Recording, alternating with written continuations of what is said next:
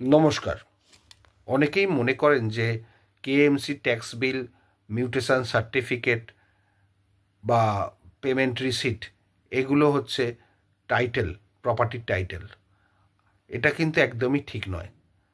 মেয়ার trade licence বা corporation tax receipt বা mutation certificate শুধু এটাই প্রমাণ করে যে আপনার নামটা কর্পোরেশনে নথিভুক্ত আছে বা পঞ্চায়েতে নথিভুক্ত আছে এবং আপনি ট্যাক্স দিচ্ছেন, তার বাইরে কিন্তু নয়।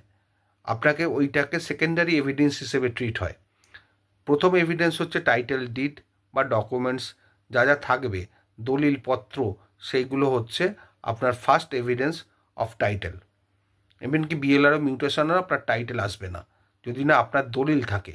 দলিলটাই হচ্ছে আসল। কর্পোরেশনের ট্যাক্স বিল শুধুমাত্র প্রমাণ করে আপনি ট্যাক্স দিচ্ছেন এবং কর্পোরেশনে আপনার নাম নথিভুক্ত আছে, এর বেশি কিছু নয়। ভালো থাকবেন।